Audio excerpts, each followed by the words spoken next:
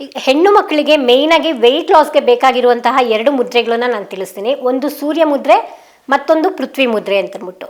ಸೂರ್ಯ ಮುದ್ರೆನ ಹೇಗಪ್ಪ ಮಾಡೋದು ಅಂದ್ರೆ, ಈಗ ಯೂಶಲಿ ನೋಡಿ, ಈ ಒಂದು ಸೂರ್ಯ ಅಂದ್ರೆ ಪೃಥ್ವಿ ತತ್ವಕ್ಕೆ ಸಂಬಂಧಿಸಿರೋದನ್ನ ಅಗ್ನಿ ತತ್ವ ಏನಿದೆ ಈ ಒಂದು ಹೆಬ್ಬೆರಳಿನಿಂದ ಸೊ ಈ ರೀತಿಯಾಗಿ ಮಡ್ಚಿ ಅದನ್ನ ಹೀಗೆ ಹಿಡಿದಿಟ್ಕೊಬೇಕು. ಸೊ ಇದನ್ನ ಸೂರ್ಯ ಮುದ್ರೆ ಅಂತ ಅಂದ್ಬಿಟ್ಟು ಹೇಳ್ತೀವಿ.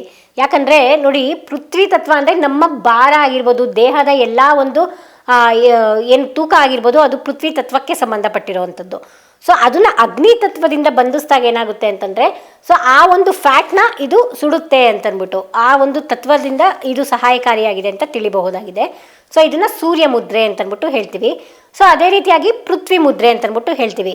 ಪೃಥ್ವಿ ಮುದ್ರೆ ಹೇಗಪ್ಪ ಮಾಡೋದು ಅಂದ್ರೆ, ಇಲ್ಲಿ ನೀವು ಈ ಒಂದು ಉಂಗುರದ ಬೆರಳನ್ನ ಏನು ಈ ರೀತಿ ಹಿಡ್ದಿಟ್ಕೊಂಡಿದ್ದೀರಾ, ಸೊ ಅದನ್ನ ನೀಟಾಗಿ ಬಿಟ್ಟು ಈ ಎರಡನ್ನ ಈ ರೀತಿಯಾಗಿ ಜೋಡಿಸಿ.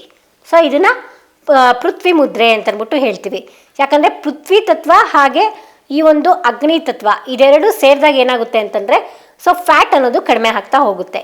ಸೊ ಈ ರೀತಿಯಾಗಿ ಈ ಎರಡು ಮುದ್ರೆಗಳ ಸಹಾಯದಿಂದ ಫ್ಯಾಟ್ ಕಡಿಮೆ ಆಗೋದಕ್ಕೆ ಇದು ಸಹಾಯಕಾರಿಯಾಗಿದೆ.